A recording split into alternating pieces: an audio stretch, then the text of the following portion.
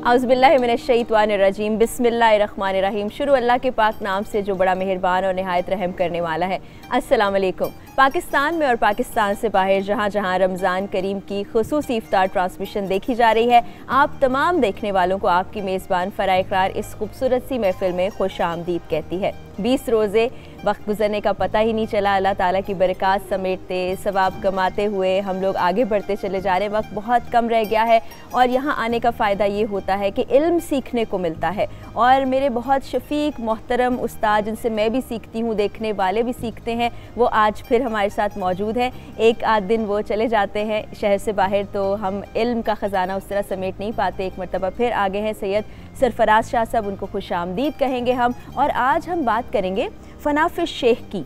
हम सुनते हैं फ़ना फ़िज़ात, फ़ना फ़िल्ला, फ़ना शेख। इसका मतलब क्या होता है, इससे मुराद क्या होती है, इसको पाया कैसे जाता है या फ़ना कैसे हो सकते हैं, आज का मौजू ये है। और साथ ही साथ फ़ायज़ा इकबाल हमारे साथ किचन में मौजूद हैं।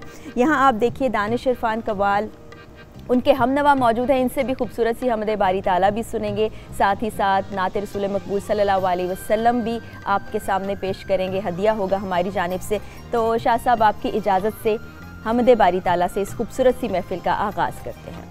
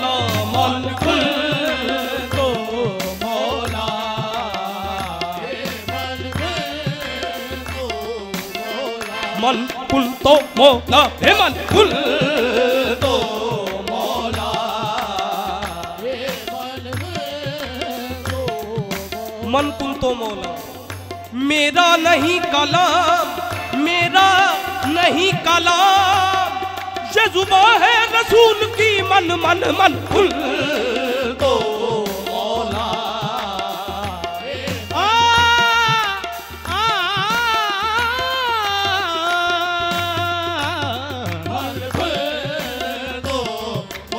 खुश्क तारो, खुश्क चोबो, खुश्क पोश, अजकु जामी आयते आवाज़े दो। मन खुल दो मौला फ़ाज़ा अली मौला फ़ाज़ा अली मौला तारा दिल तारा दिल तारे दानी तारी दानी तारी दानी दानी तारा दिल तारे दानी। हम तुम ताना ना ना ना ताना ना ना रे, हम तुम ताना ना ना ताना ना ना रे, हम तुम ताना ना ना ताना ना ना रे, ताना ना ताना ना ना रे,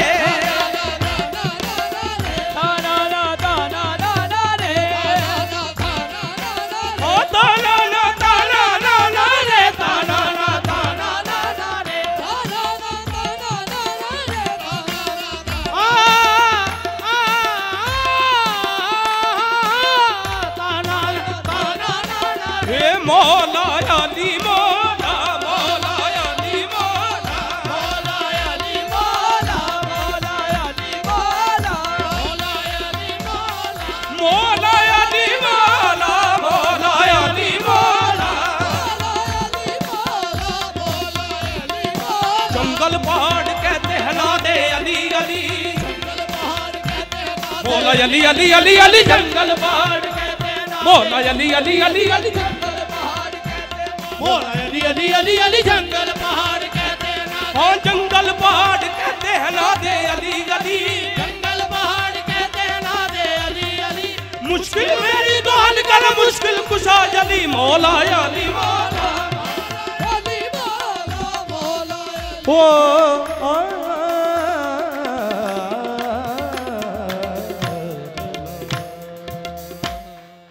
माशाअल्लाह, जज़ाकल्लाह, बहुत ही उम्दा कलाम पेश किया। आप जल्दी से हम फ़ायज़ा इकबाल से हाल अहवाल पूछते हैं किचन में क्या चल रहा है। अस्सलाम वालेकुम। वालेकुम अस्सलाम, क्या हाल है फरा आपका? बिल्कुल ठीक, आप कैसी हैं? मैं भी बिल्कुल ठीक ठाक हूँ। आज हम बहुत ही मज़े के कनौर के चिकन फ्राइड राइस बना रहे हैं और वेजिटेबल फ्राइड राइस है इसके साथ। और मेरे पास यहाँ पे जो इंग्रेडिएंट्स हैं मैं जल्दी से आपके साथ इंग्रेडिएंट्स को शेयर कर लेती हूँ।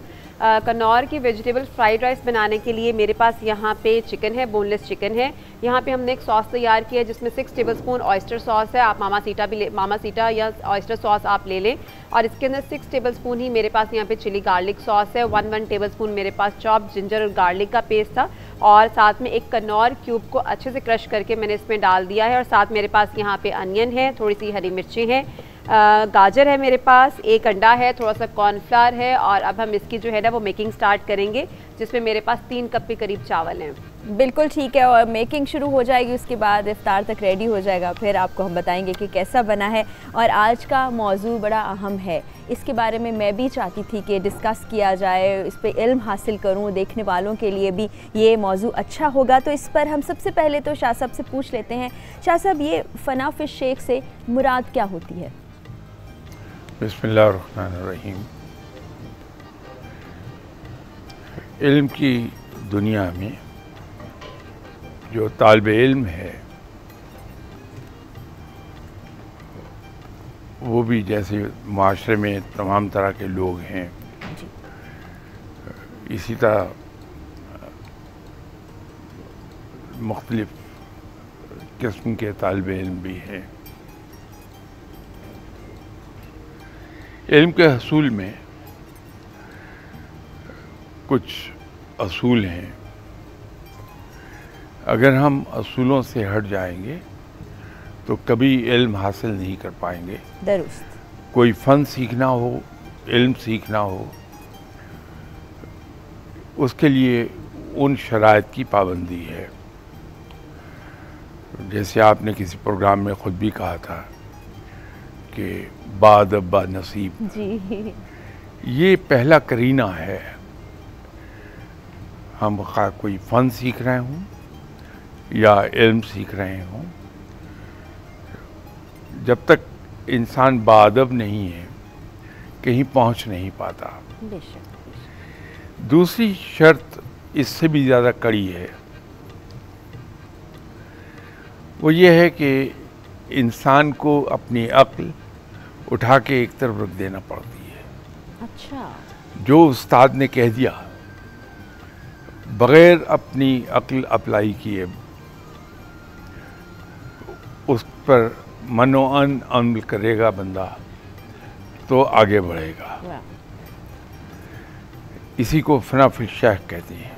दुरुस्त। जब इंसान अपनी अक्ल उठा के एक तरफ रख दे, सही, और अपने उस्ताद की, चाहे वो किसी फ़न का हो या इल्म का उस्ताद, ठीक ठीक, जब तक के आंखें बंद करके उस पर अमल नहीं करेगा कुछ सीख नहीं पाएगा, रादर कहीं पहुंच भी नहीं पाएगा। क्या बात। ये बिल्कुल ऐसा है कि मेरे हाथ में एक गिलास है जो पानी से भरा हुआ है। मैं यहाँ देखता हूँ आपके पास पानी की बोतल है, वो स्प्रिंग वाटर है या आला दर्जे का मिनरल वाटर है। अब मेरा दिल ये चाहता है कि मैं उस बोतल का पानी अपने गिलास में ले लूँ ताकि मैं इसको पी के सेहतमंद हो जाऊँ। सही। तो उस पानी को हासिल करने के लिए ज़रूरी ये होगा कि जो पानी मेरे गिलास में पहले से मौजूद है उसको मैं उंडेल दूँ, गिरा दूँ, गिलास को खाली करूँ, फिर वो आला दर्जे का मिनरल वाटर या स्प्रिंग वाटर उस गिलास में आ सकेगा, उसके बगैर नहीं आता है। वाह।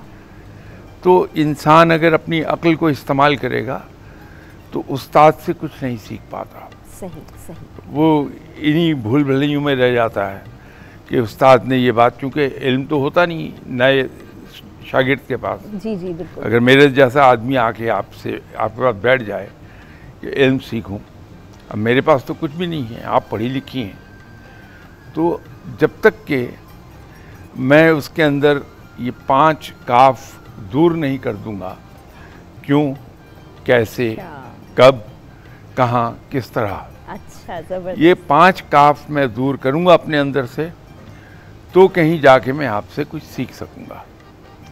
अब एक किस्सा हमने पढ़ा, जैसे मैं हमेशा ऐसा कोई किस्सा बयान करने से पहले ये अर्ज़ कर देता हूँ कि ये किस्से सच्चे नहीं होते, ये तमसीली होते हैं। अच्छा अच्छा। जो बुज़ुर्गों ने अपनी दानिश की वजह से ये जाना कि इंसान को नसीहत की जाए तो इंसान बड़ी दूर भाग जाता है। सही। लेकिन अगर दिलचस्प पहराई में वही बात कहानी की सूरत में कह दी जाए, सही, तो हर आदमी दिलचस्पी से सुनता भी है और उसको उस पर अमल भी कर लेता है। तो एक साहब किसी साहिब इल्म के पास गए, उनकी बहुत शोहरत थी उन साहिब इल्म की, तो उनके वहाँ डेरे पर बहुत से शागिर्द थे। तो ये जाके वहाँ सीखते रहे। उनसे कोई 30 साल के बाद एक दिन उन उस्ताद साहब ने मस्जिद नमाज के बाद ऐलान किया कि आइंदा जुमे की नमाज के बाद मैं अपनी तलवार इन साहब को दे दूंगा। अच्छा। तो सबने मुबारकबाद दी कि कमाल है, आपको मुर्शद की तलवार अता हो रही है। सब बेचैनी से इंतज़ार कर रहे थे कि जुमा आ जाए तो इनको तलवार मिले। जुमा आया, नमाज के बाद उस्ताद ने सब शागिर्दों को बड़े सहन में जमा कर लिया और कहने लगे कि भाइयों, आज जुमा है और मैंने वादा किया था कि अपनी तलवार मैं इस शागिर्द को अता कर दूंगा। ठीक। तो अब वक्त आन पहुंचा, ये मैं तलवार अपने शागिर्द को दे रहा हूँ। और शागिर्द से कहा कि भाई ये जो तलवार तुमने पहले से कमर पे बांध रखी है, इसे खोलो और ज़मीन पे डाल दो। अच्छा। ताकि इसकी जगह दूसरी तलवार मैं अपनी बांध दूँ। वाह। उन साहब ने अपनी पहली तलवार जो बंधी थी कमर से खोली और अपनी बेगम को पकड़ा दी कि इसको संभालो। तो ख़ुद चल के गए अपने उस्ताद के पास, तो उस्ताद ने इनकार कर दिया तलवार देने से। अच्छा। मैंने कहा नहीं, अभी तुम इस काबिल नहीं हुए कि तुम्हें मैं अपनी तलवार दे सकूं, अभी तुम्हें और 10-15 साल की मेहनत दरकार है। तो सब बड़े हैरान हुए कि हुआ क्या, इसने कसूर क्या किया। तो अगले दिन उस्ताद से पूछा कि हुजूर, आपने तो वादा किया था कि आप इन्हें तलवार अता करेंगे, इनसे कहाँ गलती हुई जो आपने इरादा बदला। तो वो कहने लगे कि मैंने इसे कहा था कि अपनी तलवार जो कमर में बंधी है वो खोलो और ज़मीन पे डाल दो। इन्होंने वो तलवार ज़मीन पर डालने की बजाय अपनी बेगम साहबा को पकड़ाई कि ये तुम संभालो। तो जो आदमी उस्ताद के हुक्म में अपनी अकल इस्तेमाल करता है वो इस लायक नहीं हुआ कि उसको मैं अपनी तलवार दे दूँ। वाह वाह वाह, बेहतरीन। ये बड़ा उम्दा वाक़या है। हमें शाह साहब ब्रेक पर जाना है, कहा जा रहा है कि ब्रेक पर जाएं, तो ये बड़ा उम्दा वाक़या, इससे सीखने को बहुत कुछ मिलेगा और बहुत सी और बातें भी हैं। लेकिन हमें जल्दी से ब्रेक पर जाना है। ब्रेक के बाद वापस आएंगे, गुफ्तगू के सिलसिले को यहीं से शुरू करेंगे। आप देखते रहिए GNN।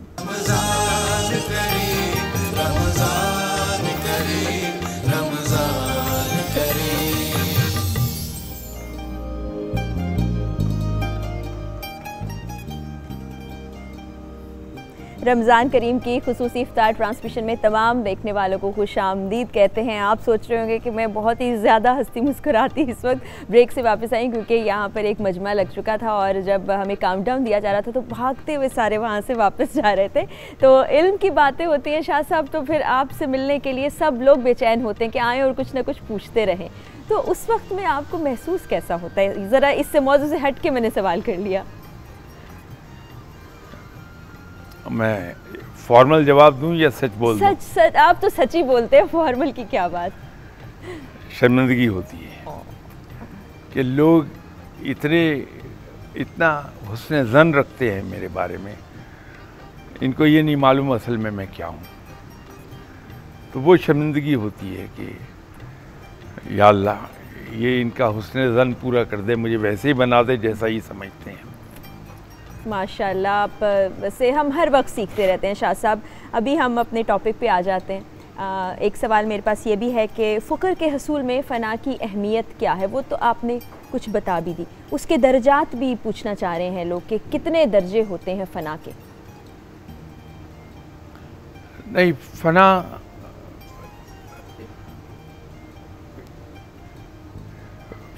फिर शेख है जी, फ़ना फिर शेख एक ही दर्जा है, ठीक है। फ़ना फिर शेख का इससे आगे की चीज़ है फ़ना फिर रसूल सल्लल्लाहु अलैहि वसल्लम। इसमें दर्जात नहीं है, सही, ये फ़ना के मकाम है। ठीक। तो जो शख्स फ़ना फिर शेख हो गया और शेख की बताई हुई हर बात पर आंखें बंद करके अमल करता रहा, बशर्ते कि शेख कामिल हो, ये बड़ा ज़रूरी है। हम अक्सर वहाँ धोखा खा जाते हैं। सही। तो जब हम धोखा खा के ऐसी जगह चले जाएं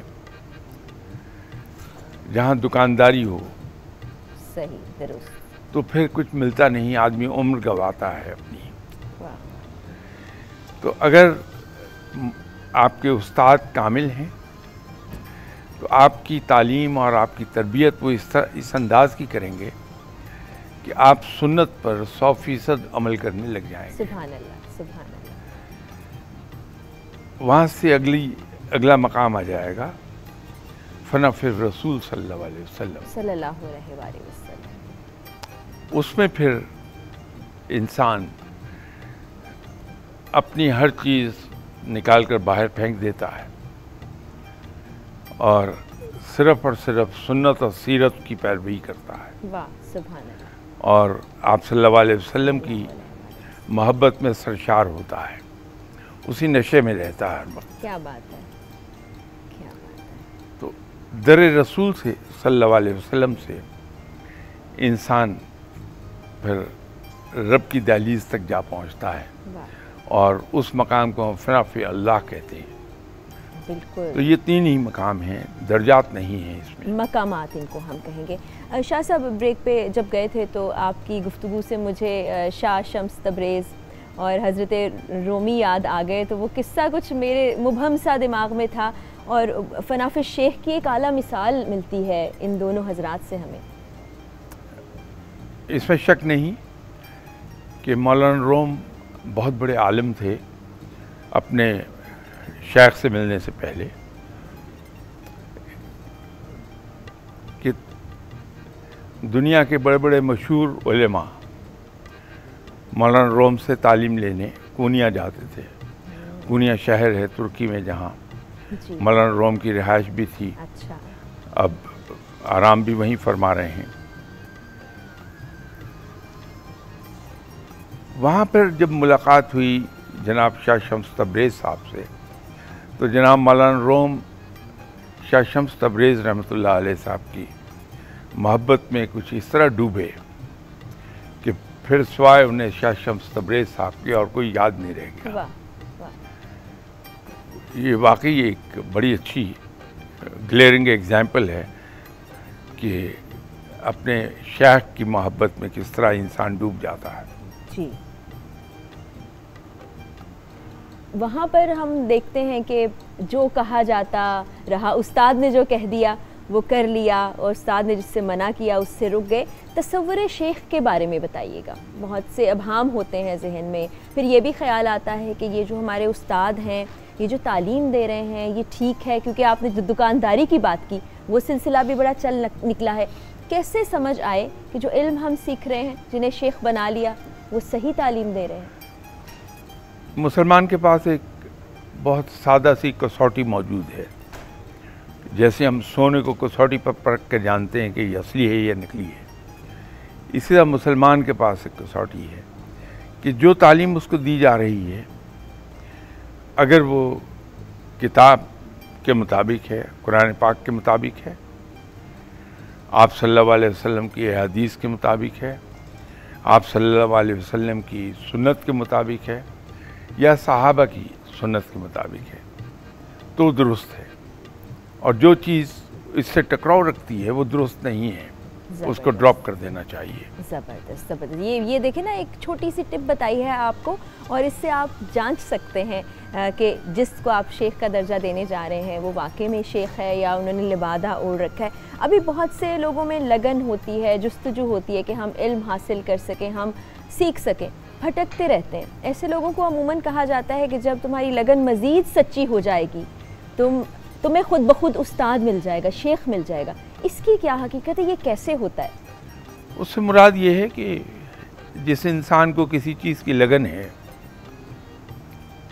तो वो हर जगह जाके दरवाज़ा नॉक करता है कि शायद इस जगह से मुझे ये चीज़ मिल जाए।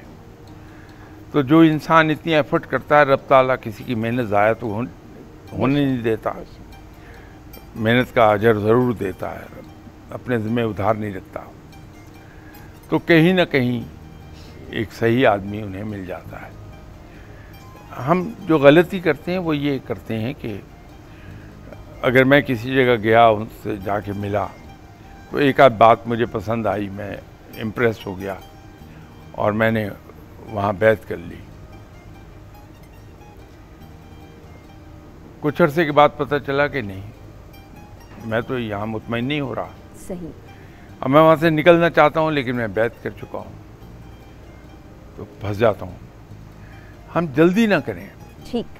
जहाँ हमारा दिल जम जाए वहाँ हम 4-6 महीने कसरत से जाएं और चीज़ों को गहरी नज़र से देखें। फिर अगर ये पाएं कि वो जगह सही है तो फिर वहाँ बैत कर लें, फिर वहाँ रह जाएं। अच्छा, बैत कर ले। बैत करने की यानी जल्दी ना करें, ठीक है। अब आपने बताया फनाफिश शेख के बारे में, हमने अपने देखने वाले लोगों को बताया, मैंने इल्म हासिल किया कि किस तरह से उस्ताद के सामने आपने ना नहीं करनी, उसके हुक्म को मानना है। फना फिल्ला तक पहुंचना कितना मुश्किल है और कौन लोग पहुंच सकते हैं? शुरू में दिक्कत ज़रूर आती है इंसान को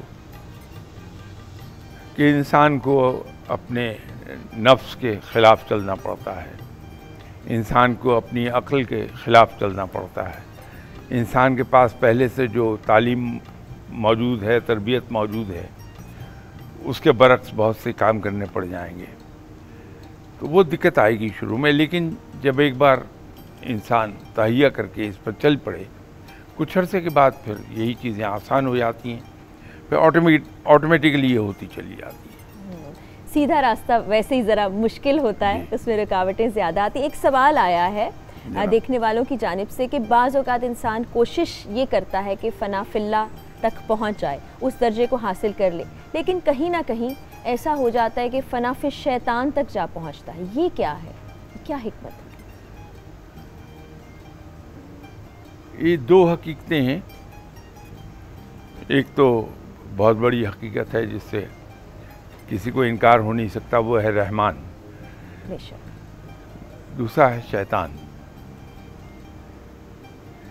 जैसे मैंने अभी आपसे अर्ज़ किया कि इंसान अगर इस रास्ते पर चल रहा है जो स्ट्रिक्टली कुरान, हदीस, सुन्नत और सहाबा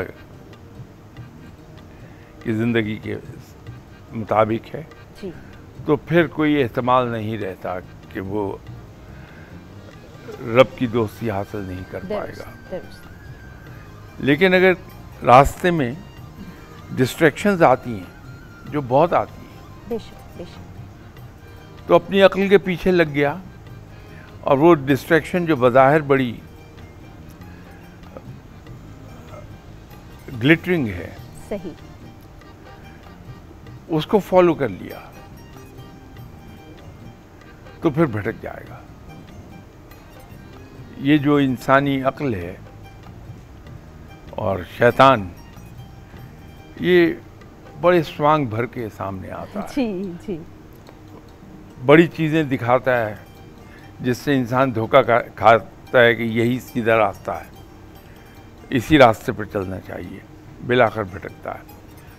तो जो उस्ताद है वो इसी वक्त काम आता है, क्योंकि उस्ताद आपकी जगह मेहनत तो करेगा नहीं, मेहनत तो खुद आपको करनी है। जी, लेकिन वो आपको ऑब्जर्व करता रहता है और जहाँ आपके कदम लड़खड़ाने लगते हैं वो आपको वार्न करता है कि आपका कदम गलत उठने लगा है, वॉच इट।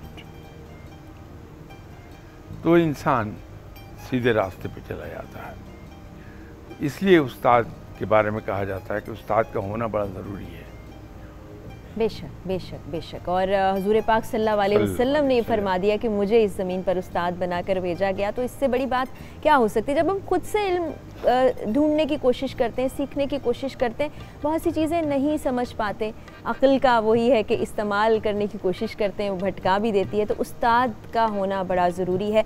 आजकल हम देखते हैं, हमें देखने में कोई उस्ताद बहुत भला लगेगा, हम चाहेंगे इनके पास जाएं, इल्म हासिल करें, फिर और भी बहुत से असातिज़ा होंगे, लेकिन कुछ वक्त में हम देखेंगे वो कहेंगे अच्छा ये सीखना है तो ऐसा कर दो जिसमें उनका ज़ाती फ़ायदा है, यहाँ तक पहुँचना है तो ऐसा कर दो, जिसमें दुनियावी चीज़ें बहुत सारी शामिल हो जाएंगी, दुनियावी डिमांड्स वो करने लगेंगे। ऐसे असातिज़ा क्या सही में उस्ताद का दर्जा रखते हैं या वही बात है कि दुकानदारी है? देखिए, जो वाकई उस्ताद है वो अपनी ज़ात को एक तरफ कर चुका, तभी तो उसने कुछ सीखा और उस्ताद के मकाम तक आया। अपनी ज़ात तो रहती नहीं इंसान की, वहाँ इंसान अपना फ़ायदा भी नहीं देखता, बल्कि अक्सर औकात होता है कि जो उस्ताद होता है वो पता भी नहीं चलने देता शागिर्द को कि शागिर्द के लिए कितनी मुश्किल को फेस कर रहा है या कितनी कुर्बानी कर रहा है। वाह वाह वाह, खामोशी से कुर्बानी करता चला जाता है। क्या बात है, क्या बात है। तो जो वाकई उस्ताद है वहाँ ज़ात नहीं आती है, दिखावा बिल्कुल नहीं होता, ज़ात है ही नहीं। अच्छा, अब जब हम इल्म के रास्ते में होते हैं शाह साहब, तो बाज़ लोग ये जिक्र करते हैं कि कुछ इशारे मिलने लगे उनको, दुनियावी इशारे भी, किसी शख्स से मिले, कुछ बात कह दी, कुछ ख्वाबों की सूरत में, कुछ लोगों की हकीकत सामने आ जाना कि इतने अरसे से ये थे और हम सोचने पर मजबूर हो गए, एकदम ये बदल गया। क्या ये उस्ताद की करामात हैं, जो इल्म सीख रहे हैं उसके बदौलत ये हो रहा है? ये तरबियत का कमाल है कि जब हम अपने उस्ताद के पास जाके बड़े सिंसियरली बैठते हैं और प्री फिक्स्ड नोशंस नहीं हैं हमारे, ओपन माइंड के साथ जाके बैठे हैं, तो फिर जब तरबियत शुरू होती है तो बड़ी तेज़ी से तब्दीली आती है, जिसको देखने वाले बहुत ऑब्जर्व करते हैं कि तब्दील हो गया बड़ी तेज़ी से। वो एक निशानी है इस बात की कि इंसान की तरबियत हो रही है। ज़बरदस्त ज़बरदस्त। यानी अगर ऐसी तब्दीली आ रही हो तो उस पर चौंके नहीं, घबराए नहीं, आप सीधे रास्ते पर हैं, इल्म के रास्ते पर। हमने ख्वाबों की बात की थी, शायद पिछली नशिस्त थी या उससे पिछली नशिस्त थी। कुछ लोगों को ख्वाबों में कुछ लोग मिलते हैं, वो आके कुछ इल्म की बात करते हैं, बाज़ औक़ात वो कहते हैं चेहरा वाज़े भी नहीं है, कोई लिबास है या ऐसे लगता है ह्योला है। शाह साहब, वो फरमाइएगा वो कैफियत क्या है, या वो तसव्वुर है, ख्याल है, क्या है वो? आम आदमी उसको नहीं डिफ्रेंशिएट कर पाएगा कि ये मेरा ख्याल था, शैतान था, या वाकई ही कोई इशारा था जिसको हम कहते हैं आलम रोया। जी जी जी जी। आलम रोया की सूरत में एक कोई इशारा आया है सामने। तो ख्वाब के बारे में इसलिए कहा जाता है कि अपना ख्वाब आप सिर्फ उस आदमी को सुनाइए जिसके बारे में आपको ये यकीन हो कि ये इल्म ताबीर रखता है। बेशक। आम आदमी को हम सुना देंगे, वो उल्टी सीधी ताबीर बताएगा, उससे हमारा ख्वाब ज़ाया हो जाएगा। तो ख्वाब सिर्फ़ और सिर्फ ऐसे ही इंसान को सुनाना चाहिए जो इल्म ताबीर रखता हो।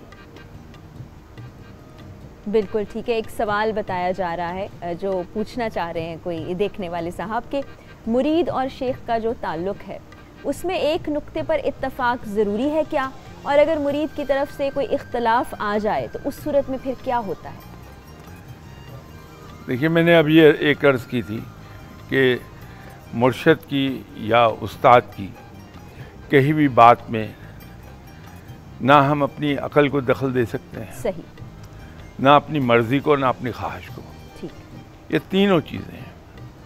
वो जो मैंने आपसे कहा कि 5 काफ हैं, जी जी जी, वो पांचों के पांचों काफ जन्म ही लेते हैं इंसानी अक्ल से, इंसानी ख्वाहिश से, या इंसान के अपने पहले से हासिल किए हुए इल्म से।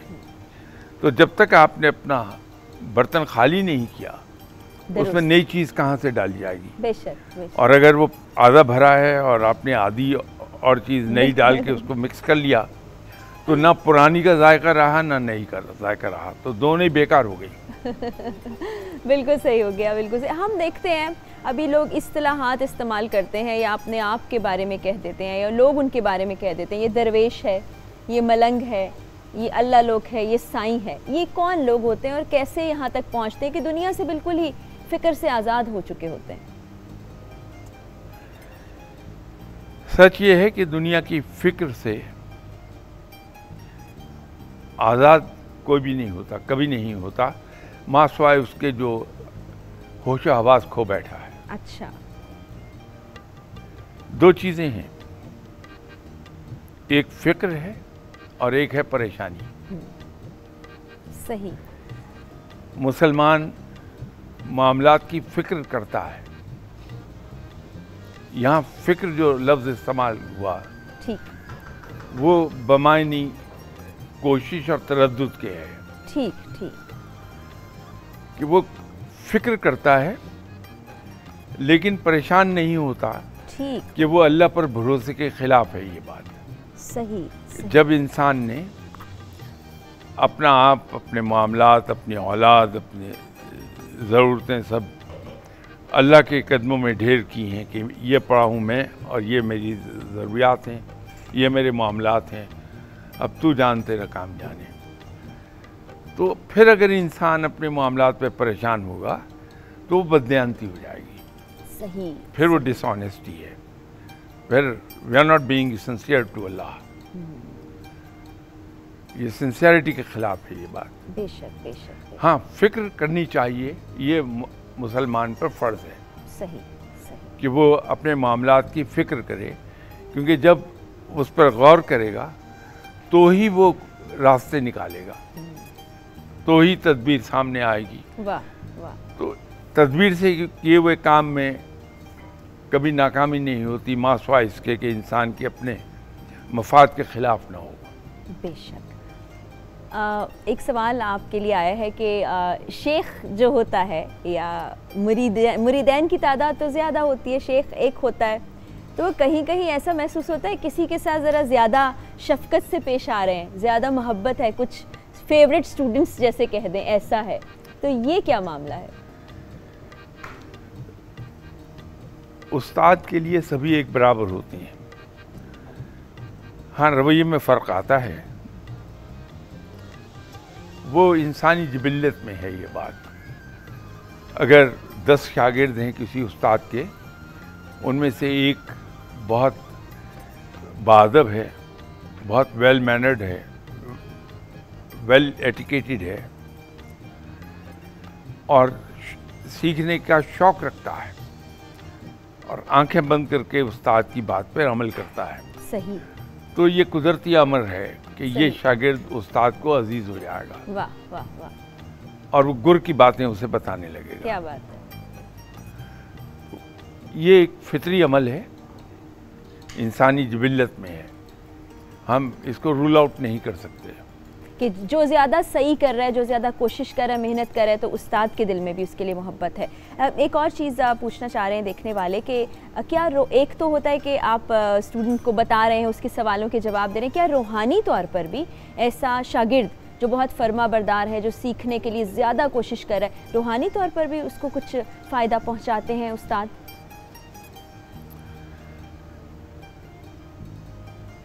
यही हम गलती खाते हैं। इल्म और रूहानियत जी दो मुख्तलिफ चीज़ें नहीं हैं। अच्छा। इल्म के नतीजे में रूह डेवलप होती है और रूहानियत मामलात रूह के जो हैं उनका नाम है। ठीक। रूहानियत ऐसा सच कोई और चीज़ नहीं है, इल्म से हट के कुछ नहीं है। ठीक। जब किसी इंसान के अंदर इल्म बढ़ता है उसकी तरबियत होती है तो उसके आदात व अतवार, उसके अफ़ाल, ये सब के सब पसंदीदा होते चले जाते हैं, तो यो उसको रूहानियत हासिल होती है। ज़बरदस्त ज़बरदस्त, बहुत खूब बातें हो रही हैं और देखने वालों की तरफ से जितने सवालात आ रहे हैं मेरी कोशिश है कि वो ज़्यादा से ज़्यादा हम पूछ सकें, लेकिन फटाफट हम ज़रा किचन की तरफ जाते हैं क्योंकि ब्रेक का वक्त बहुत करीब आ गया। फ़ायज़ा, कहाँ तक पहुँची है तैयारी, क्या क्या बन चुका? जी फ़रा, तो मेरे पास यहाँ पे जो है ना कन्नौर के चिकन एंड वेजिटेबल राइस जो हैं वो ऑलमोस्ट रेडी हो चुके हैं। तो मेरे भी हाथ बहुत गंदे हो गए हैं, तो मैं हाथ धोने जा रही हूँ। और मैं यहाँ पे लाइफ बॉय हैंड वॉश जो है वो आम साबुन के मुकाबले में 100% ज़्यादा जरासीम से हिफाजत देता है, वो भी सिर्फ 10 सेकंड के अंदर। तो मैं अच्छे से हाथ धो लूँ, उसके बाद हम थोड़ी सी डिटेल बता देंगे कि हमने कन्नौर के चिकन एंड वेजिटेबल राइस कैसे बनाए हैं। बिल्कुल ठीक है। क्या हमारे पास डिटेल पे जाने का वक्त है या हमें ब्रेक पर जाना है, ये हमें PCR से बताया जाएगा।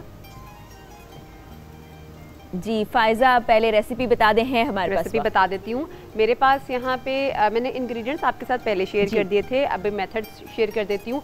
मेरे पास हाफ़ कप ऑयल था, हाफ़ कप ऑयल के अंदर जो है ना वो मैंने सॉसेस ऐड की थी, जिसमें चिली गार्लिक सॉस ऐड थी, जिसमें ऑयस्टर सॉस ऐड है और जिसमें जिंजर गार्लिक का चॉप जिंजर गार्लिक ऐड था। और उसके साथ ही मेरे पास यहाँ पे कन्नौर क्यूब एक क्रश करके मैंने उसके अंदर ऐड किया और उसको थोड़ा सा ऑयल के अंदर हल्का सा पका लिया। और उसके बाद फिर मैंने उसके अंदर वेजिटेबल्स ऐड की। वेजिटेबल्स के अंदर मेरे पास अनियन था, मेरे पास यहाँ पे कैरेट है और मटर थे बॉयल मेरे पास। उसको अच्छे से मिक्स करने के बाद मैंने इसमें लेफ़्ट ओवर जो राइस थे वो ऐड कर दिए।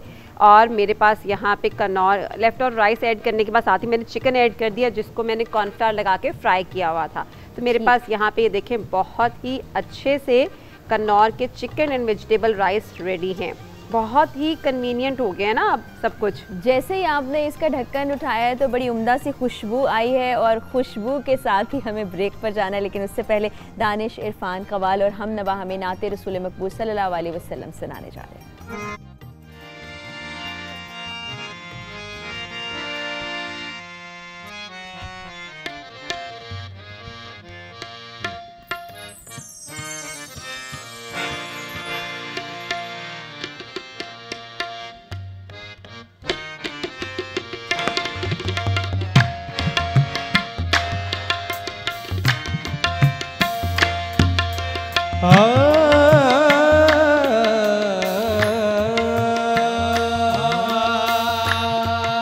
तेरे सदके मदीने नू जान वाले ते बजावे ते मैनू भी नाल लई जा। आखी सबज गुंबद दे वाली नू टुटे दिलां दा मंदड़ा तू हाल लई जा। एक बार जे सद लै विच कदमा एहो मन ले मेरा सवाल लई जा। अमीर साबरी जान हुन निकल चली जान वाले आ मैनू भी नाल लई जा। अरबिया सोनिया सोनिया सोनिया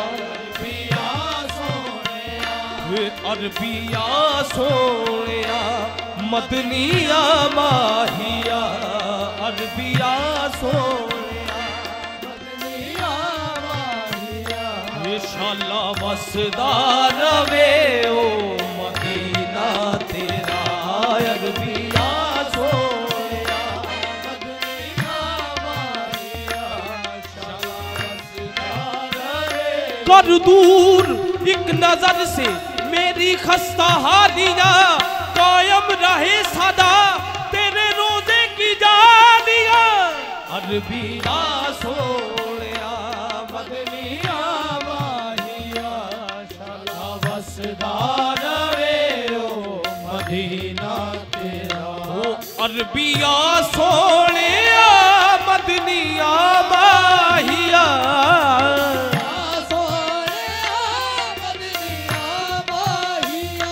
शाला वसदा रवे ओ मदीना तेरा वसदा रवे ओ मदीना तेरा। सदका हसनैन दा मेरी सुन लो सदा सदका हसनैन दा मेरी सुन लो सदा ये तांगा लगियां ने वेखा मैं रोजा तेरा सदका हसनैन दा मेरी सुन लो सदा तांगा लगियां ने वेखा मैं वेखा रोजा तेरा सदका हसनैन दा मेरी सुन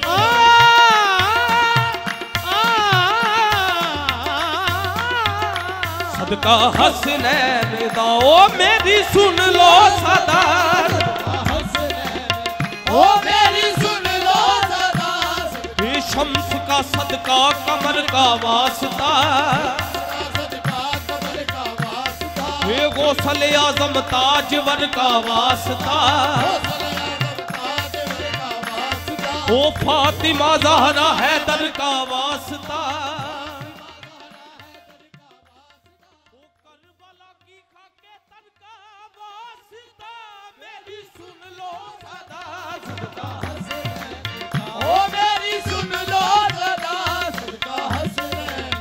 ये तू सखींगे मैं तेरा गदा सोने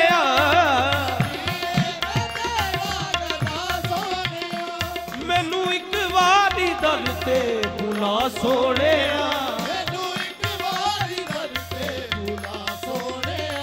फिर जिंदगी दाया वे मजा सोने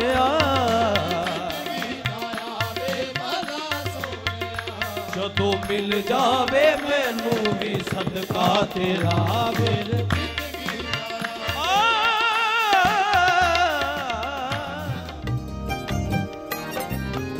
रमज़ान करीम की खुसूसी इफ्तार ट्रांसमिशन में तमाम देखने वालों को एक मरतबा फिर से खुश आमदीद कहते हैं। हमारे साथ हमें ज्वाइन कर चुके हैं इस घराने के मेंबर बड़े प्यारे हमारे भाई ज़ियाउल हक नक्शबंदी साहब, आपको खुश आमदीद कहेंगे। फ़ायज़ा किचन में मसरूफ़ हैं और अभी मैं आपको बताऊं कि इस घंटे के अंदर हम एतकाफ़ के बारे में जानेंगे ज़िया साहब से, क्योंकि अभी बहुत से लोग एतकाफ़ इख्तियार कर चुके होंगे। अगले 9 दिन या 10 दिन अल्लाह ताला को राज़ी करने के लिए, अल्लाह की इबादत के लिए बाकी तमाम दुनिया से, घर वालों से कट जाएंगे और सिर्फ अल्लाह ताला से लौ लगा लेंगे। एतकाफ़ की अहमियत क्या है, इसको इख्तियार कैसे करना चाहिए, और बहुत से लोगों ने बहुत से सवालात भी किए हैं इस बारे में जो मसाइल रिलेटेड है एतकाफ़ से, वो भी आज हम डिस्कस करेंगे। लेकिन फ़ायज़ा की जानिब बढ़ते हैं ताकि हमें बताएं कि आज ड्रिंक में क्या बनने जा रहा है। जी फ़ायज़ा। जी फ़राज, ड्रिंक तो हमेशा आप गेस करती हैं, आज बता दें गेस करके, आज सही पूरा नाम बता दें गेस करके कि आज हम क्या बना रहे हैं। मुझे दूर से कुछ नज़र नहीं आ रहा, सिर्फ लग रहा है आपने जग में दूध डाला, मुझे लग रहा है 7 अप का इस्तेमाल करने वाली हैं। आज बिल्कुल हम 7 अप का इस्तेमाल करते हुए कॉफ़ी बनाएंगे। वाह वाह वाह, मेरा तो दिल खुश हो गया, आज बड़ा ज़बरदस्त होगा।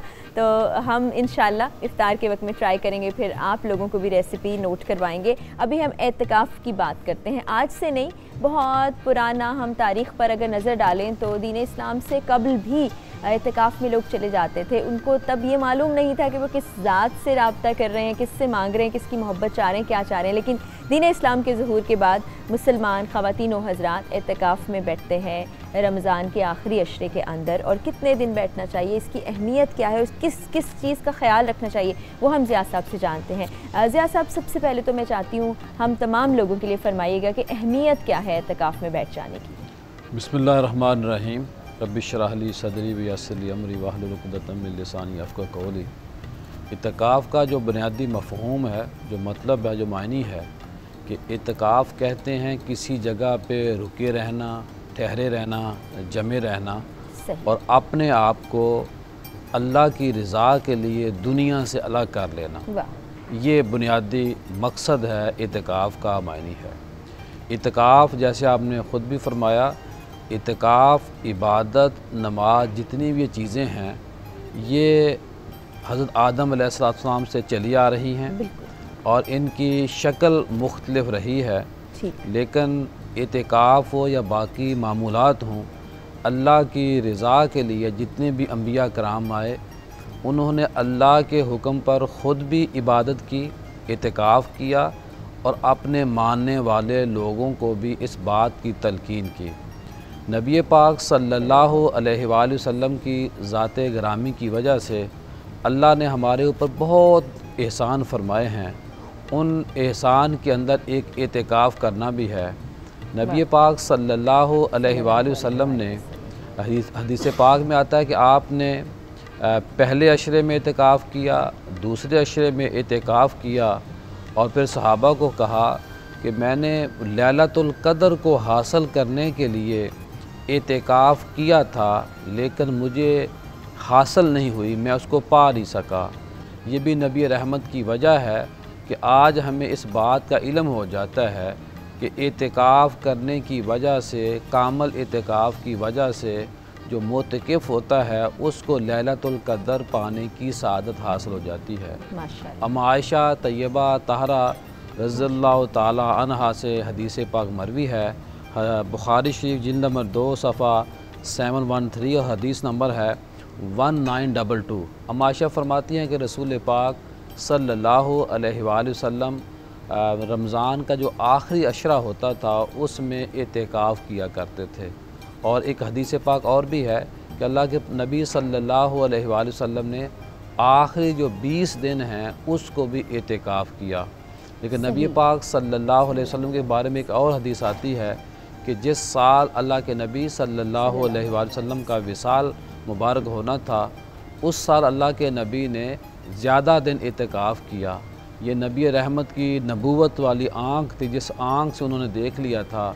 और कुरान पाक के बारे में भी आता है कि आप कुरान पाक जिब्राईल अलैहिस्सलाम से रमज़ान में सुनते थे, लेकिन जब आपको पता चला कि ये मेरा आखिरी रमज़ान है तो अल्लाह के नबी सल्लल्लाहु अलैहि वसल्लम ने 2 बार कुरान पाक पढ़ा, सुना।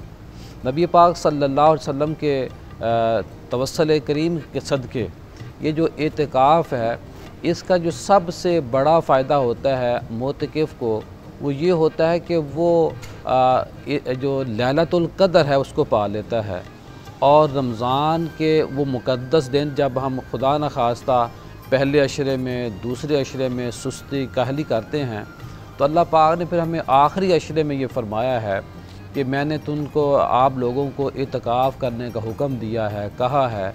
और जब जो बंदा एतिकाफ़ कर लेता है, उस एतिकाफ़ की वजह से वो ताक रातें उसको नसीब होती हैं। और मोतकिफ़ के बारे में आता है कि उसको ये भी सआदत होती है कि जब वो एक नमाज़ पढ़ लेता है एतिकाफ़ के अंदर रहते हुए, तो फिर दोबारा उसको दूसरी नमाज का इंतज़ार होता है।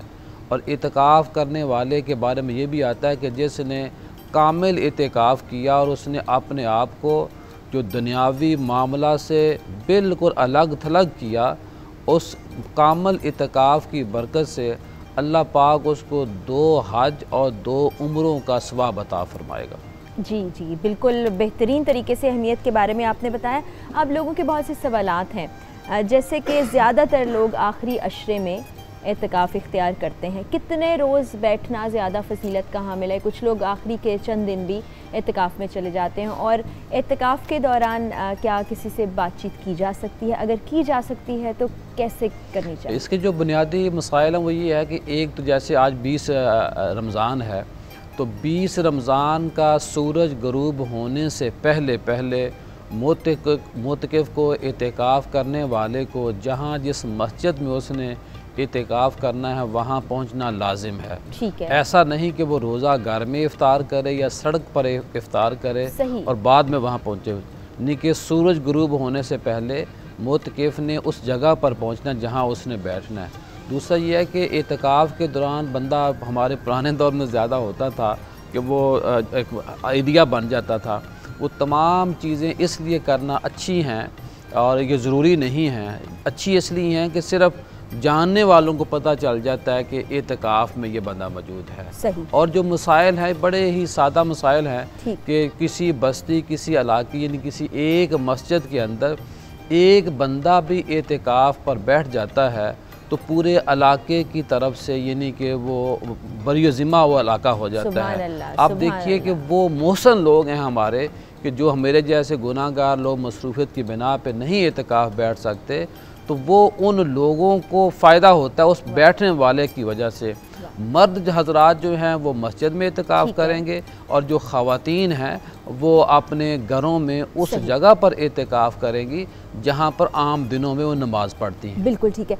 हम इससे पहले कि मज़ीद सवालात की जाने बढ़े, हमारे एक और मोहतरम मेहमान हमें ज्वाइन कर चुके हैं। मुबशर हुसैन चांद साहब हैं, जो कि चेयरमैन हैं झुग्गी तालीमी प्रोजेक्ट के। ये प्रोजेक्ट क्या है, कैसे काम करता है, ये हम उन्हीं से जानते हैं। अस्सलाम वालेकुम जी। वालेकुम सलाम। बहुत खुश आमदीद कहते हैं आपको ट्रांसमिशन में।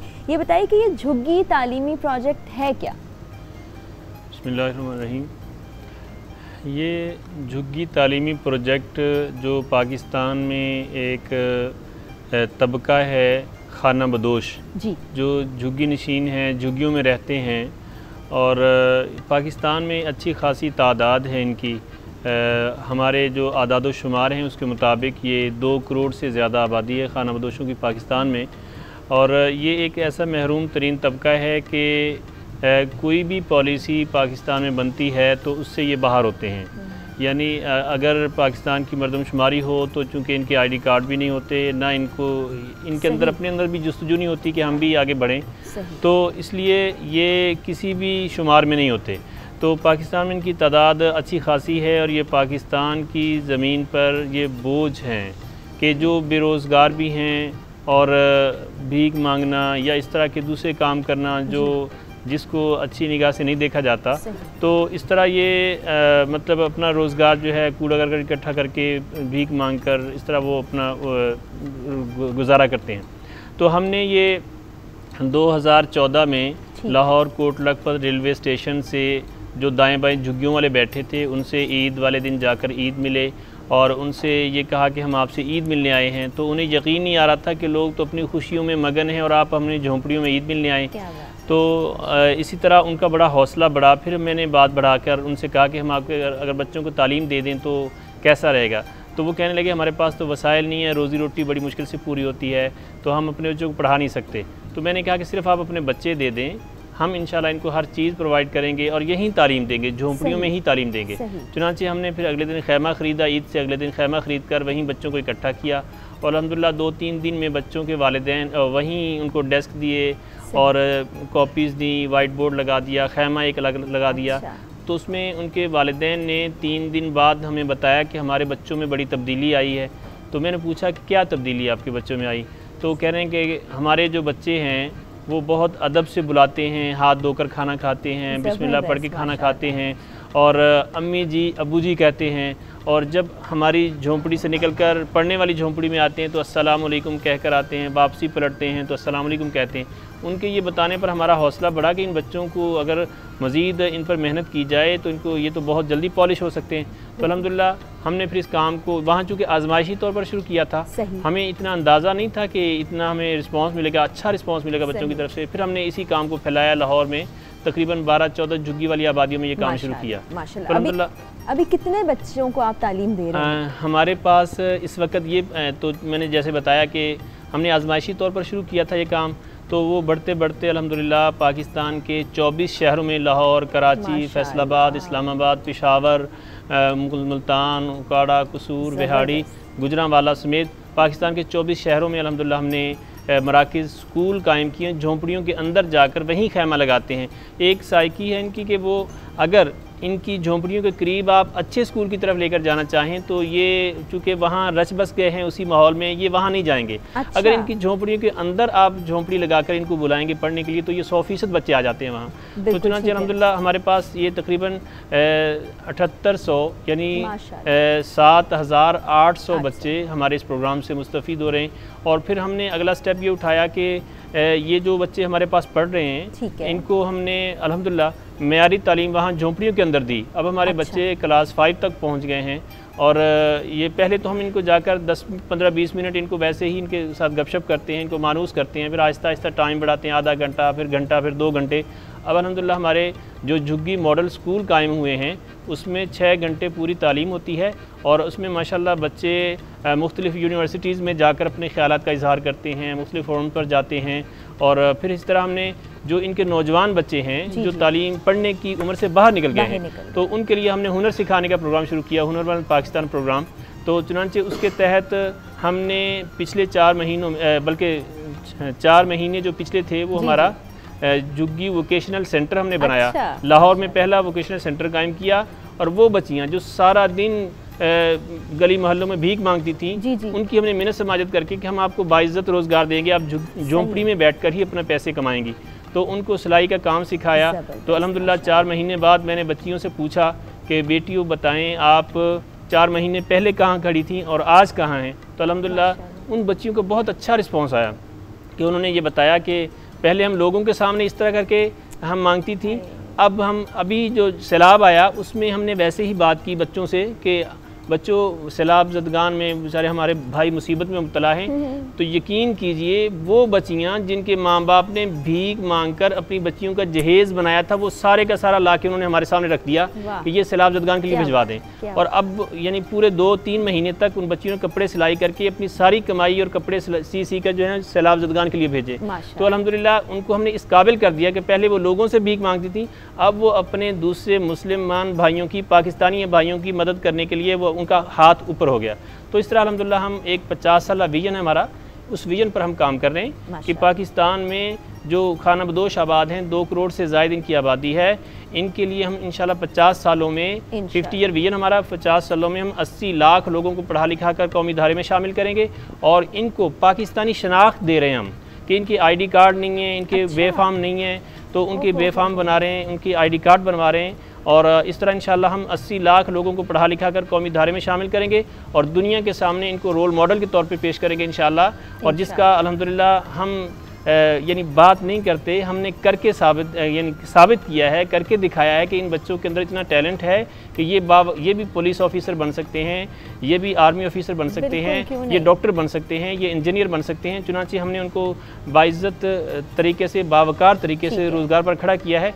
आज अल्हम्दुलिल्लाह वो लोग जो हैं दुनिया के सामने रोल मॉडल के तौर पर इनको पेश किया जा सकता है। जी बेहतरीन। यहाँ पर ऐसे बहुत से बच्चे हैं जिनके पास टैलेंट है, जो सीखना चाहते हैं, कुछ करना चाहते हैं, लेकिन वसाइल नहीं है। लेकिन ऐसे लोग हैं जो उन तक वसाइल भी लेकर जा रहे हैं, उनको बेहतर इंसान बनाना चाहते हैं। अभी हमें और भी बहुत से सवालात करने हैं, लेकिन यहाँ पर ब्रेक का वक्त हुआ चाहता है। लेकिन ब्रेक पर जाने से पहले नाते रसूल मकबूल सल्लल्लाहु अलैहि वसल्लम पेश करेंगे।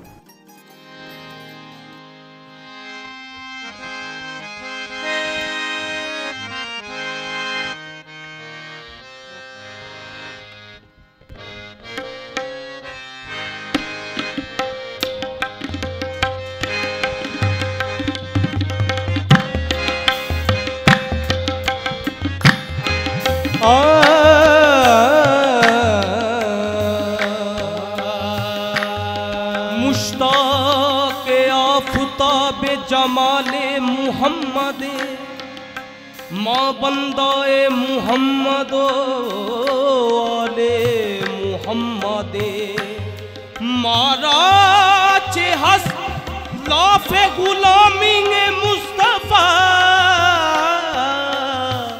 माँ कम तारी गुलाम बिलाले मुहम्मद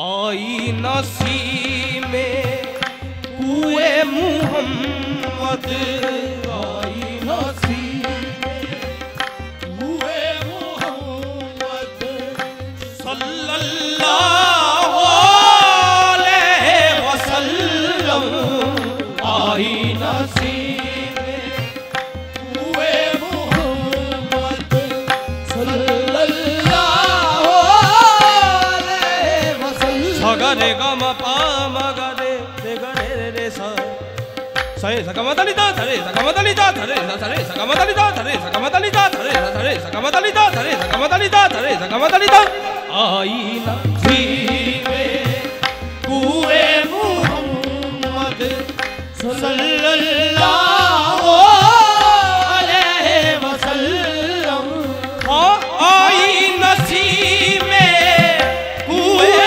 मुहम्मद आई नसी में कुए मुहम्मद सल्लल्लाहु अलैहि वसल्लम सल्लल्लाहु अलैहि वसल्लम खिंचने लगा दिल सुए मुहम्मद खिंचने लगा दिल सुए मुहम्मद सल्लल्लाहु अलैहि वसल्लम खिंचने लगा दिल सुए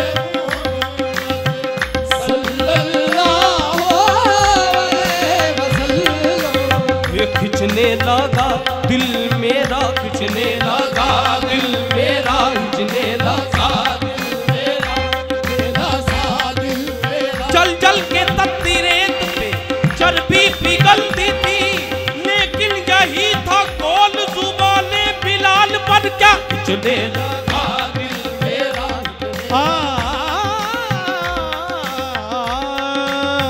खिंचने लगा दिल मेरा, खिंचने लगा दिल मेरा। कूबा की जानिब तकने वालों, कूबा की जानिब तकने वालों, आंखें खोलो होश संभालो, आंखें खोलो होश संभालो। ये देखो कदे दिल जुए मुहम्मद, देखो कदे दिल जुए मुहम्मद सल्लल्लाहु अलैहि वसल्लम। देखो कदे दिल जुए मुहम्मद सल्लल्लाहु अलैहि वसल्लम। ओ पीनी पीनी खुशबू महकी, खुशबू महकी, बेदम दिल की दुनिया महकी, दुनिया महकी। भूल गए जब येसुए मुहम्मद, भूल गए जब येसुए मुहम्मद सल्लल्लाहु अलैहि वसल्लम। भूल गए जब येसुए मुहम्मद सल्लल्लाहु अलैहि वसल्लम।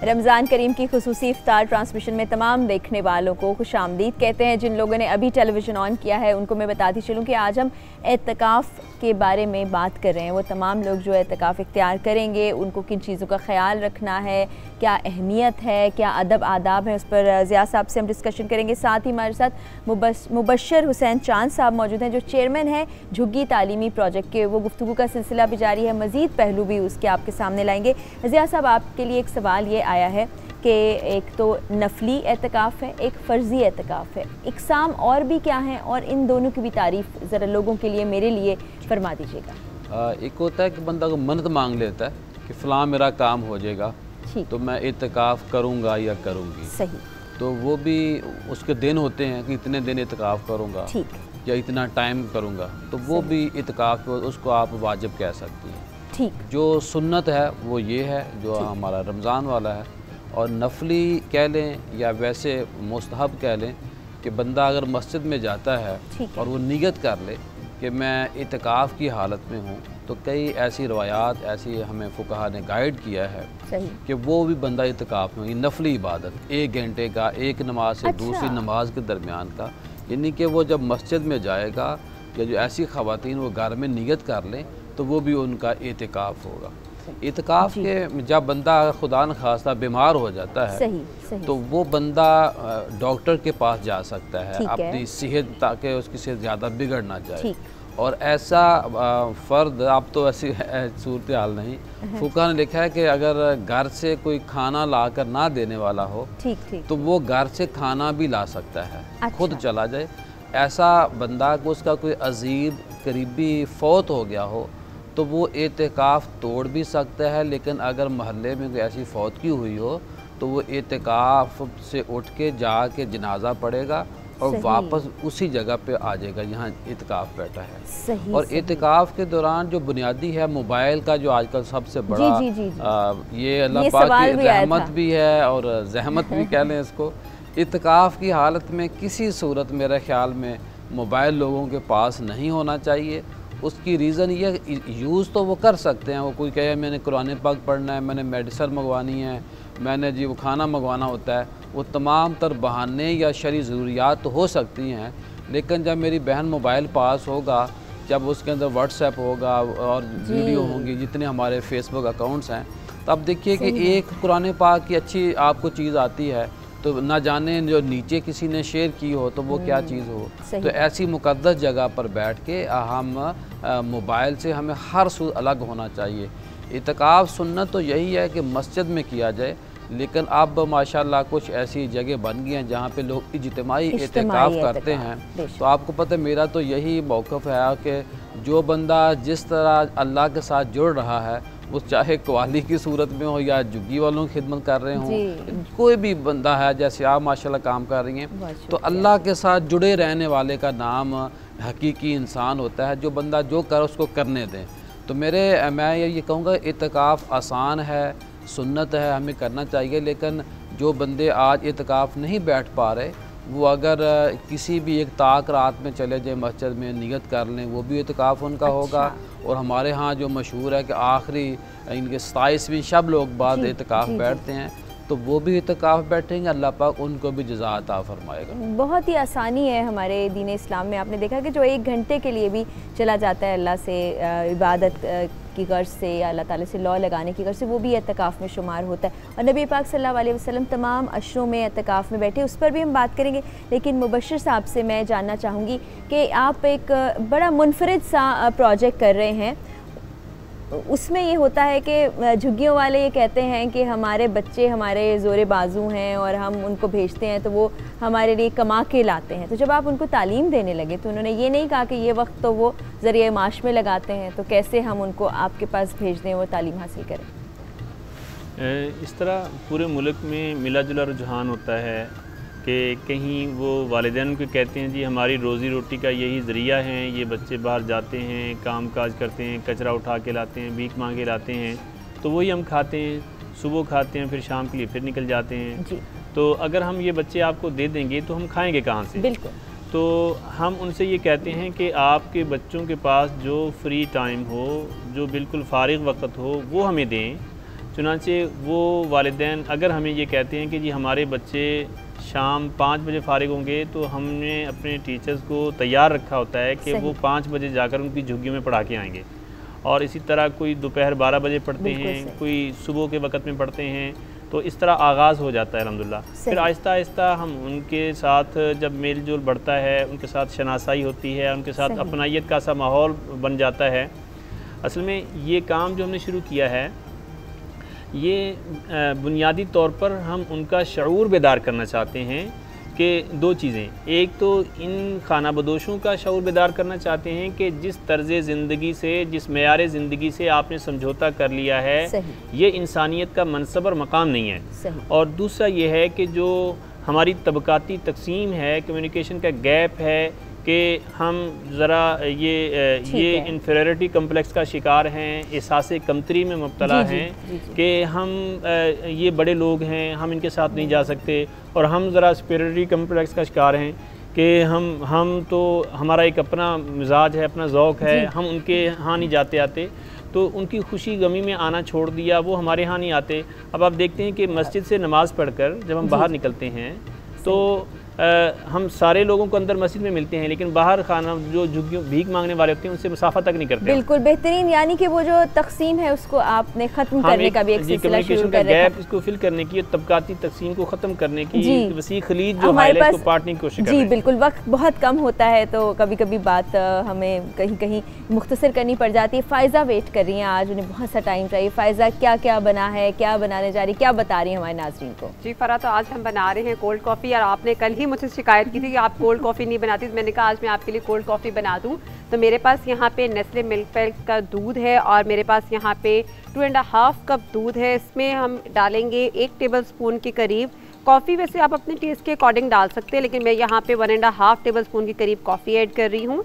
शुगर जाएगी इसमें 4 टेबलस्पून और मैं इसमें ऐड कर रही हूँ आइसक्रीम ऐड कर रही हूँ। और ये बहुत ही मज़े की आइसक्रीम है, ये चॉकलेट चिप आइसक्रीम है और ये आप अपनी मर्जी से ऐड कर सकते हैं। मेरी फरमाइश आज पूरी हो गई। आज पूरी हो गई। और इसमें मैं डाल रही हूँ बर्फ़ थोड़ी सी। इसको हम करेंगे ब्लेंड। और इसके ना जो हम बना रहे हैं ड्रिंक, इसमें आज हम कॉफ़ी से बनी हुई जेली भी ऐड करेंगे। तो कॉफ़ी से किस तरह से जेली बनाई जाती है आपके साथ शेयर कर लेते हैं। मेरे पास यहाँ पे 4 कप के करीब पानी था और इसके अंदर मैंने 1 टेबलस्पून भर के कॉफ़ी ऐड की और 4 से 5 टेबलस्पून की ज़रूरत के मुताबिक चीनी ऐड की। और चीनी ऐड करने के बाद फिर मैंने जेलेटिन ऐड किया 25 ग्राम। तो 25 ग्राम जेलेटिन ऐड करने के बाद इसको थोड़ा सा मैंने 25 ग्राम जेलेटिन डालने के बाद इसको थोड़ा सा मैंने जेली को सेट कर लिया। अब इस जेली को डाल रही हूँ मैं जग में। हम एक ड्रिंक बनाएंगे जग में, एक ड्रिंक बनाएंगे हम कॉफ़ी का ग्लास के अंदर, लेकिन 7 अप के साथ बनाएंगे। जबरदस्त, यानी 2 ड्रिंक्स आप बता रही हैं? 2 ड्रिंक्स बता रही हूँ। आप इसमें कॉफ़ी के साथ इसको बना सकते, सॉरी दूध के साथ भी बना सकते हैं और साथ में 7 अप के साथ भी बना सकते हैं। ये जेली चली गई इसमें।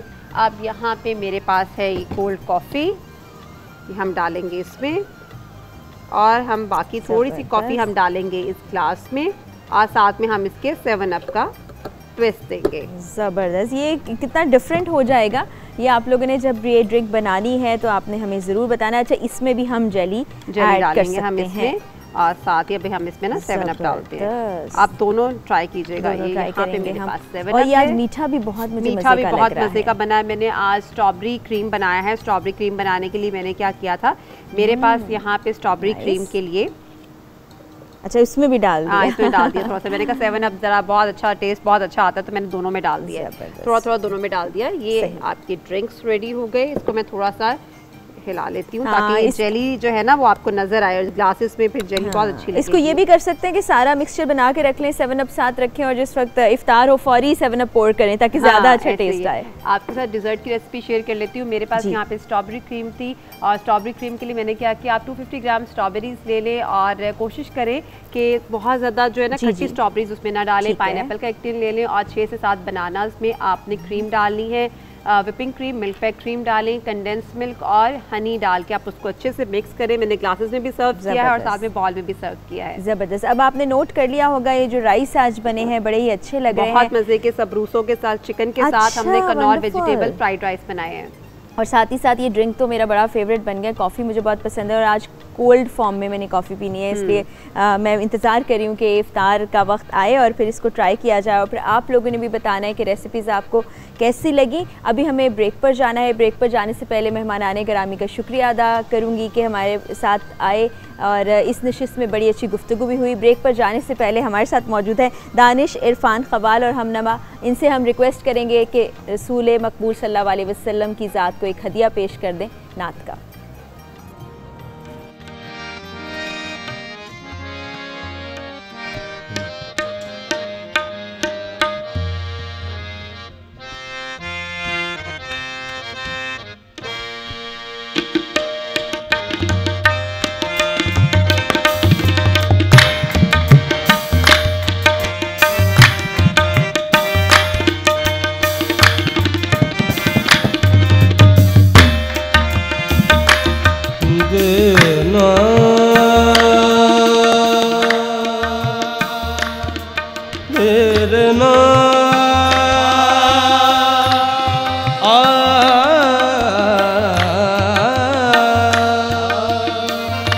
खुदा का नूर तुझ में हूबहू है, खुदा पिन्हा मगर तू रूबरू है।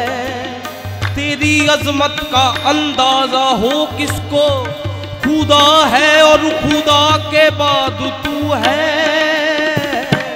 हो निगाहे करम करम करम करम, हो निगाहे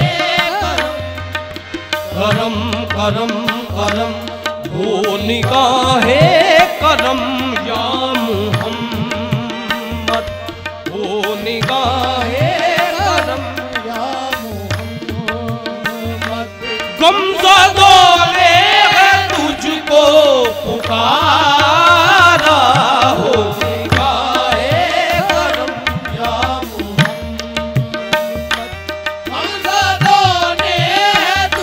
रसूल अल्लाह।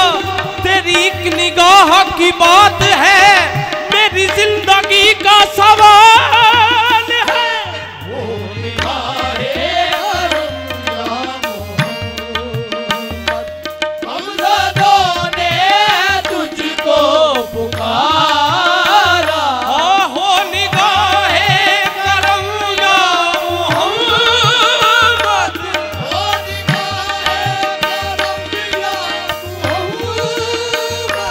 गमज़दों ने तुझको पुकारा।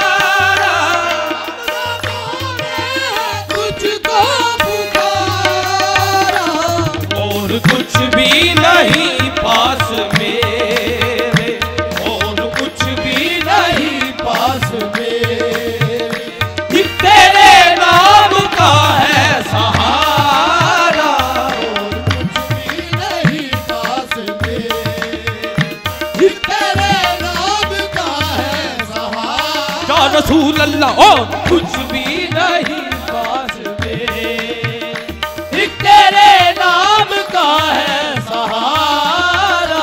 तूने लाखों की किस्मत सवारी, लाखों की किस्मत सवारी, है खुदा की खुदाई तुम्हारी, खुदा की खुदाई तुम्हारी। तूने लाखों की किस्मत सवारी, है खुदा की खुदाई तुम्हारी। तो फिर करबला के शहीदों का सदका, करबला के शहीदों का सदका, मेरी जानिब भी हो एक इशारा। करबला के शहीदों का सदका, मेरी जानिब भी हो एक इशारा। या रसूल अल्लाह करबला के शहीदों का सदका, मेरी जानिब भी हो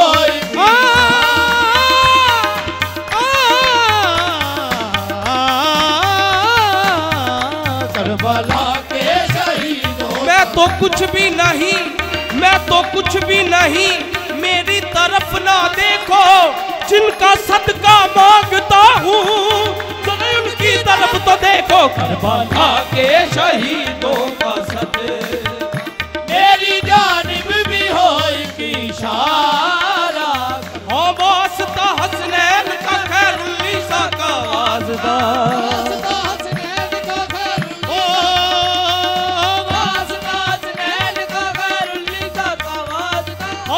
मोहम्मद आपको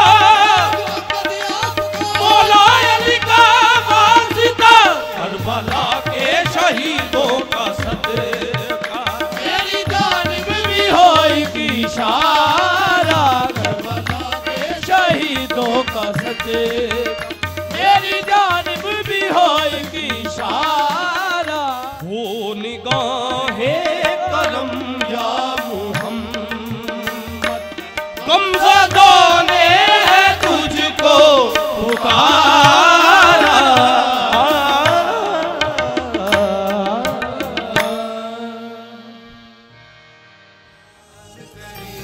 रमज़ान करीम, रमज़ान करीम।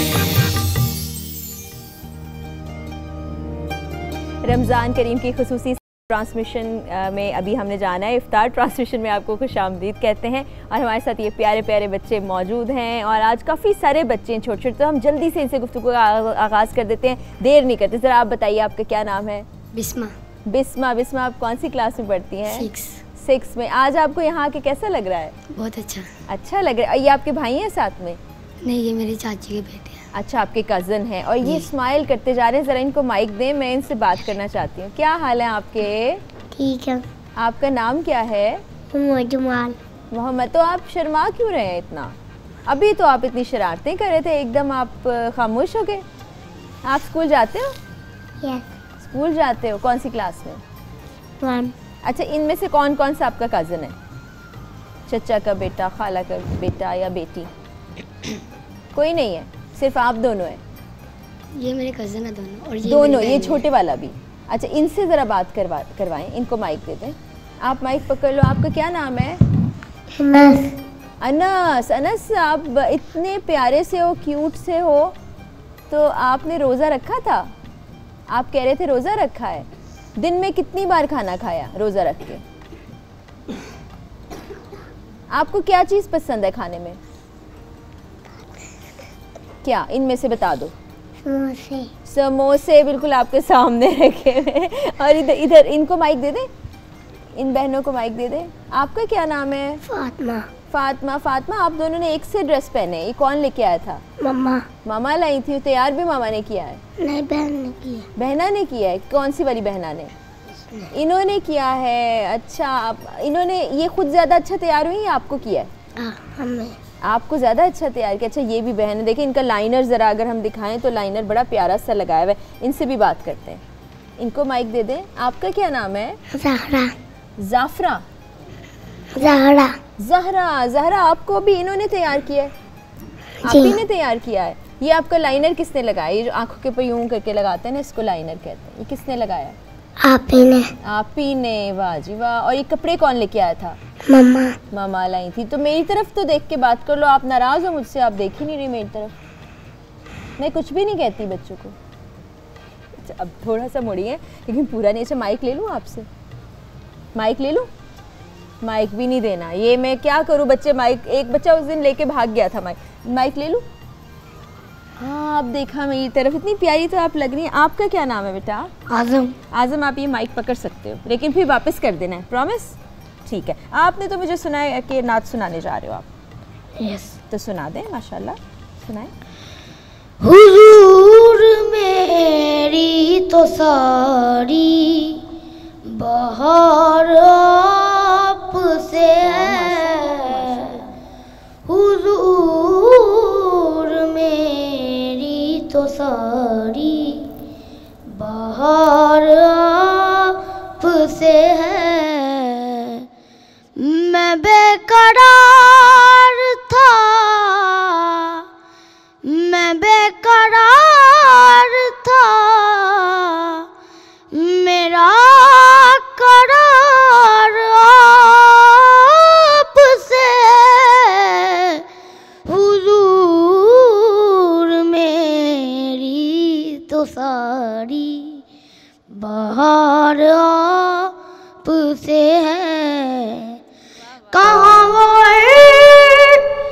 मदीना, कहाँ मेरी हस्ती, मेरी तो हस्ती क्या है, मेरे गरीब नवा, ये हाज़री का सबब बार आपसे है, हुजूर मेरी तो सारी बहार आपसे है।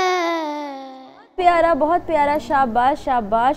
और ये साथ साथ बच्चे क्या करते हैं, इधर सामने टेलीविज़न आ रहा होता है, उसमें अपने आप को देखते हैं, बहुत खुश होते हैं। ये आप यही कर रहे थे ना, देख रहे थे ना खुद को? यस। कैसे लग रहे थे? क्यूट। ओह आप है ही माशाल्लाह बहुत क्यूट। ये क्यूट सी एक और बच्ची, क्या नाम है आपका? इशाल। इशाल। इतनी सारी पिन्स लगाई, किसने लगा दी हैं? आप ही ने। आप ही ने। आपको अच्छी लग रही है? यस। यस। और ये प्यारा सा ड्रेस कौन लाया था? मामा। मामा लेके, मामा ज़्यादा चीज़ें लेके आती है, बाबा? दोनों। दोनों। अच्छा जी, ये आपके भाई हैं साथ? इनसे Yes. भी बात करते हैं, इनको माइक दें। माइक ले लें? नहीं, बात ही नहीं करनी, नाम भी नहीं बताना? नहीं भाई, उनको शर्म आ रही है। साथ वाली बहना को दे देते हैं हम। आप जी, आपका क्या नाम है? मुजना। मुजना। मुजना, आपने नाच सुनानी थी? यस। तो पहले नाच सुन लेते हैं और फिर हम आपसे बातें करते हैं।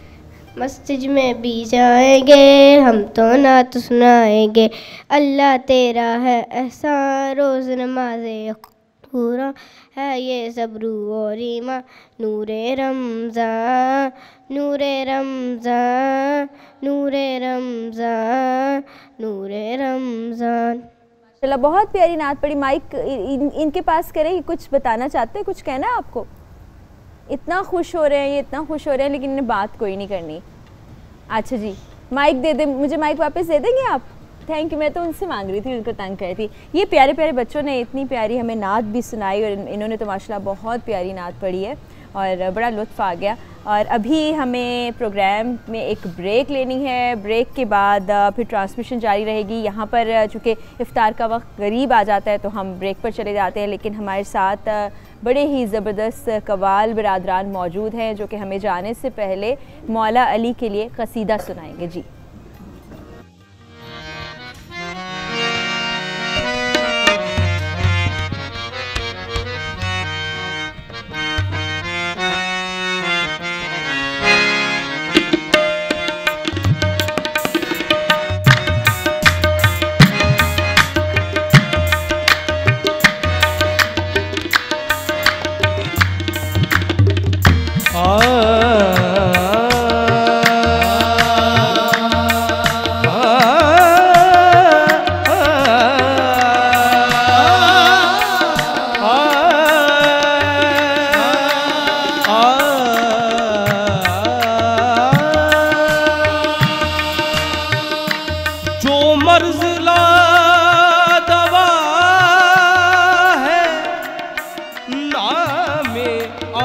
शिफा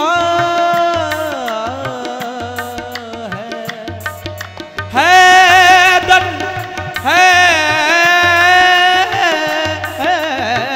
दर है जिसको कहते हर मर्ज की दवा है। अली नू याद करो, अली नू याद करो,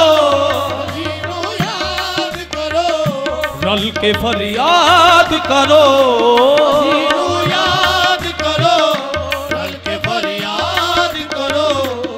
गरीबादा ए हो आसरा। अली मौला अली मौला अली दम दम, अली मौला अली मौला अली दम दम, अली मौला अली मौला अली दम दम, अली मौला अली मौला अली दम दम, हे अली मौला अली मौला अली दम दम, हो लगते करोड़ वाड़ी आंखों जम जम। अली मौला अली मौला अली दम दम, अली मौला अली मौला अली दम दम, लगते करोड़ वाली आंखों जम जम। अली मौला अली मौला अली दम दम, अली मौला अली मौला अली दम दम, हे अली मौला अली मौला अली अली, अली मौला अली मौला अली अली, अली मौला अली मौला अली अली, बगैर हुब्बे अली मुद्दा नहीं मिलता, इबादतों का भी हर किस सिला नहीं मिलता, इबादतों का भी हर किस सिला नहीं मिलता। खुदा के बंदो सुनो गौर से खुदा की कसम, जिसे अली नहीं मिलते खुदा नहीं मिलता। अली मौला अली मौला अली अली, अली मौला अली मौला अली अली, अली मौला अली मौला अली अली, अली मौला अली मौला अली अली। जंगल पहाड़ कहते हैं नादे अली अली, जंगल पहाड़ कहते हैं नादे अली अली, जंगल पहाड़ कहते हैं नादे अली अली। मुश्किल मेरी तो हल कर मुश्किल कुशा अली, अली मौला अली मौला अली अली,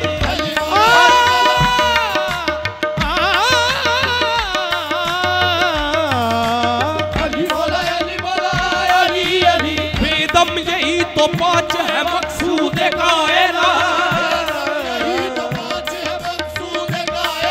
ओ खैरुल्निसा हुसैन हसन मुस्तफा अली, अली मौला अली मौला अली अली, अली मौला अली मौला अली अली। हे नबी दा प्यारा अली नूर अला नूर, अली दाए अल्लाह अल्लाह का बेजुज़हू, अली मौला अली मौला अली मौला अली अली। हे नबी दा प्यारा अली नूर अला नूर, अली दाए अल्लाह अल्लाह का बेजुज़हू, अली मौला अली मौला अली मौला अली अली। वलियां दे सिरां दा है ताज अली अली, मोमिना दे वास्ते मेरा अली अली,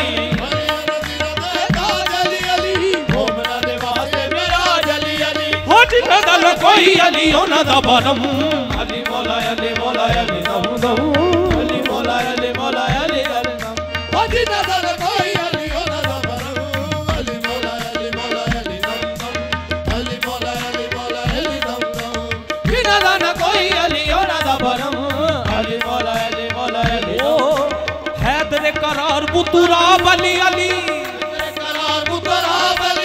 ओ हैदर करार बुतरा अली अली, हैदर करार बुतरा अली अली, हैदर करार बुतरा अली अली अली, हैदर करार बुतरा अली अली अली, हैदर करार बुतरा अली अली अली, हैदर करार बुतरा अली अली अली, हैदर करार बुतरा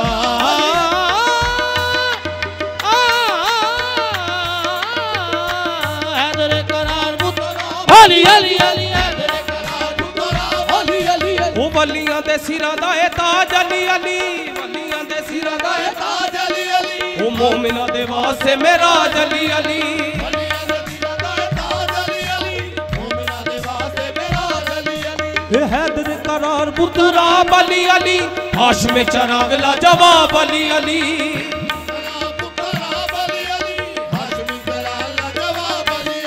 ओ हैदर करार बुतरा अली अली, अली अली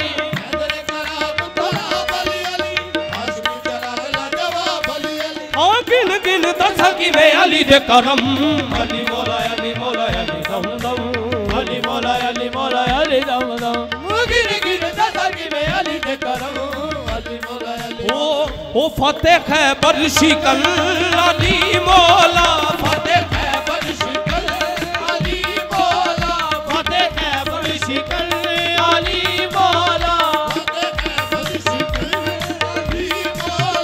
फतेह खैबर शिकल अली मौला साया गुल बदन अली मौला साया गुल बदन अली मौला साया गुल बदन अली मौला साया गुल बदन अली मौला वे साडे मन दी लगन अली मौला साडे मन दी लगन ए मौला अली मौला अली मौला अली मौला साडे मन दी लगन ए मौला अली मौला अली मौला अली मौला साडे मन दी लगन ए मौला अली मौला अली मौला ओ मैंने मुश्किल में जब भी पुकारा है ओ मैंने मुश्किल में जब भी पुकारा एक सदाई तू हमारा है एक सदाई तू हमारा